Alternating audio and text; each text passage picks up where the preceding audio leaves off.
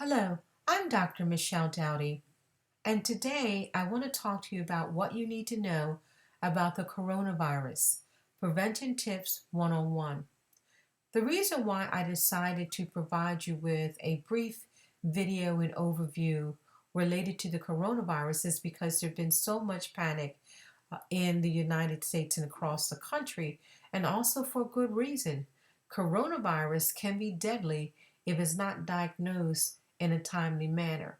So please join me, and I hope you learn something. What is the coronavirus? The coronavirus is a disease caused by a virus named SARS-CoV 2, commonly referred to as COVID 19. This means severe acute respiratory syndrome coronavirus disease. The 19 stands for the year that it was first discovered. The virus has been stated to be zoonotic in nature. It's able to spread from animals such as bats, camels, and cats to other animals and also to humans. Research shows there are three viruses that have their origins in bats, and they are called beta coronaviruses. The severe acute respiratory syndrome, one, Middle East respiratory syndrome, and the current COVID 19 or severe acute respiratory syndrome 2.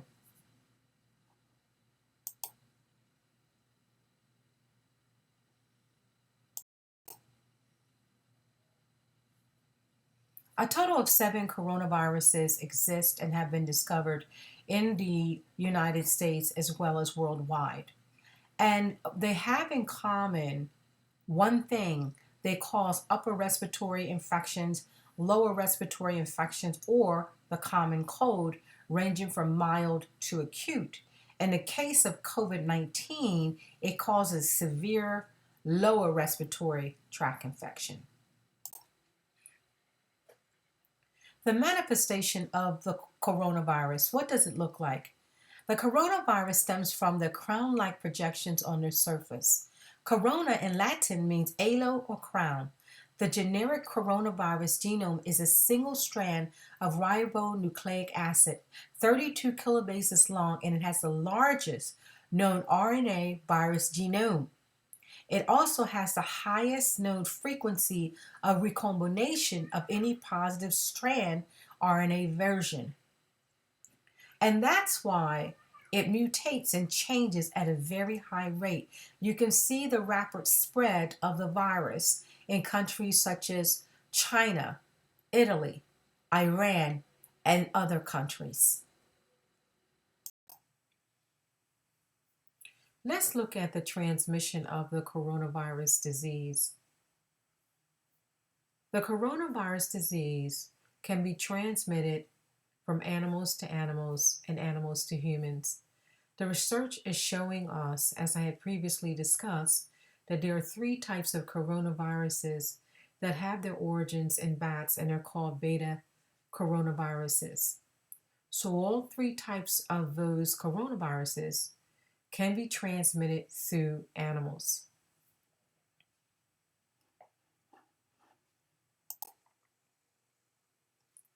Transmission. What we do know is the first known case of coronavirus occurred in a 61-year-old man after being exposed to open markets in the capital of Hebel Province called Wuhan. Also, a total of 33 positive samples were collected from the western zone of the market. So in this particular market, there are nearly 50 types of animal and wildlife that are traded for human consumption, both live and dead animals. Wolf pups, foxes, rats, peacocks, rabbits, goats, and other type of wildlife, including the endangered pangolins, are traded for human consumption. Not a very sanitary area. Let's look at the epidemiology and some of the original cases of coronavirus.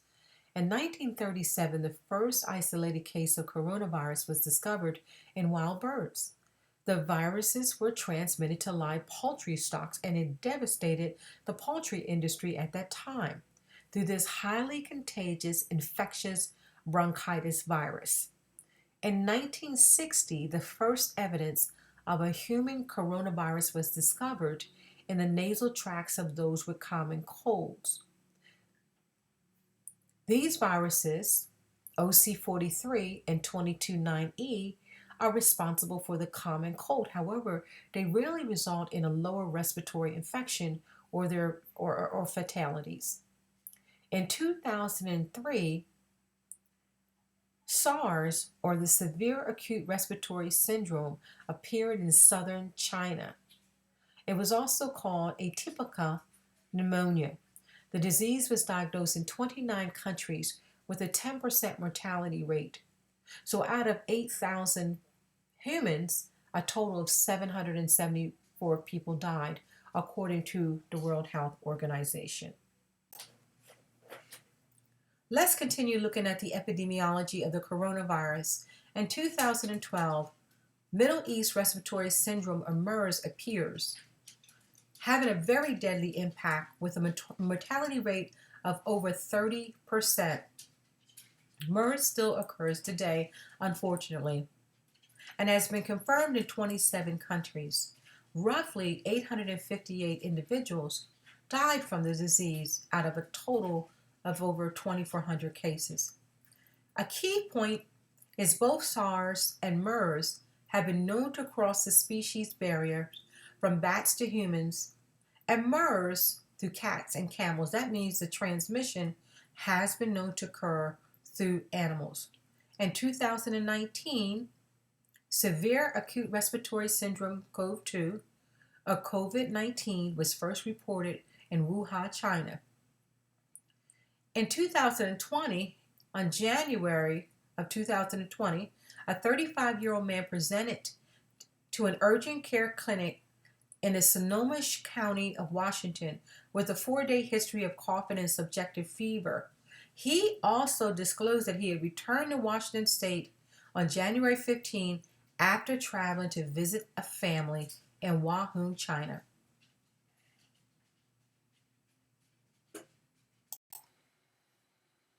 Let's take a look at the global impact of the coronavirus. Currently, there are over 234,000 individuals of confirmed cases that have the virus. Almost 10,000 individuals have died worldwide. So as you look at the map, you will see where the highest cases are in China and Italy, as well as Iran and Spain. As you look at the worldwide map, please look at the number of cases and the number of deaths. This shows that we have a serious pandemic that we really need to pay attention to, not just testing, but looking at treatment protocols. The World Health Organization declared that the transmission of the coronavirus would continue to increase, and it would move into the United States as well as other countries. We see that happening, but let's take a look at exactly what is happening today in the United States. As we look at the United States and the impact of the coronavirus, you see the coronavirus is growing rapidly. We have over 12,000 cases and over 190 deaths. And the leading states are New York, Washington, California, and also New Jersey. So let's take a look at vulnerable populations: older adults, pregnant women, those with serious medical conditions, cancers, heart disease, pretty much are at risk for the coronavirus. However, prevention is key. So if you're doing the right thing and taking precautions, you will benefit in the long run. Let's take a look at the symptoms and warning signs of the coronavirus. 2 to 14 days after exposure is really when you begin to feel some type of symptoms. Transmission is usually through a person that coughs or sneezes, and they do not protect themselves through a tissue or a napkin or some other means, and then that spreads into the air, airborne. Common signs of the infection include a fever, shortness of breath, You could have persistent pain or pressure in the chest, bluish lips or face, and you're confused. In a severe case, pneumonia has resulted in a severe acute respiratory syndrome where one of the persons that had contracted the coronavirus said he felt like his lungs were just setting on fire, were about to blow up. So these are some of the kinds of things that you really want to think about in terms of prevention.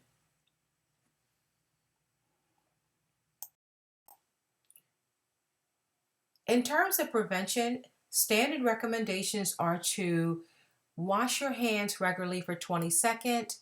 All meat and eggs should be cooked thoroughly. Avoid close contact with anyone showing symptoms of flu or respiratory illness. Avoid touching high touch surfaces such as door handles or use your sanitizer for that. Um, Social distancing is something that a lot of the schools and colleges are doing, such as Stanford and Princeton. They have virtual classes. Clean and disinfect your house and make sure your pets are clean as well as their environment.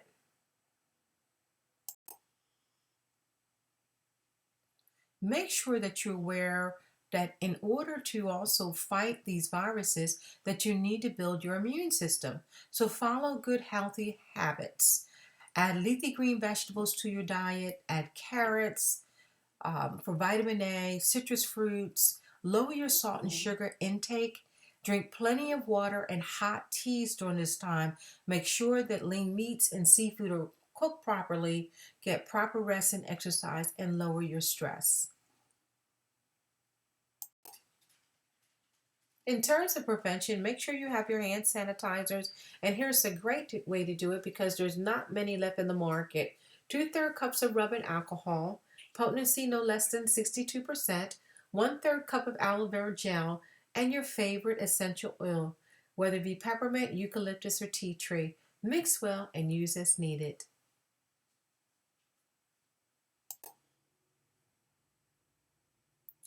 Sustaining prevention is very important, so make it a daily habit to adopt proper washing techniques, practice healthy eating and exercise, avoid exposure to large crowds. Get medical attention immediately if you believe that you've been affected by the virus or you know someone that's been affected by the virus. And please put in place an emergency prepared checklist in terms of water, first aid, and some of those other kinds of things that you might need.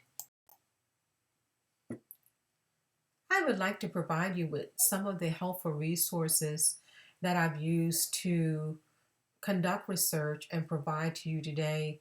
National Institutes of Health, the World Health Organizations, the Centers for Disease Control and Prevention, and some of these other types of journal articles are some of the things that you can look at. I always like to look at three resources because there's a lot of fake news out there. So make sure you go to the authoritative sources when you hear anything about the virus. I just want to say thank you, and I hope you've learned something today. Please take the necessary precautions and do the research. Avoid fake news at all costs.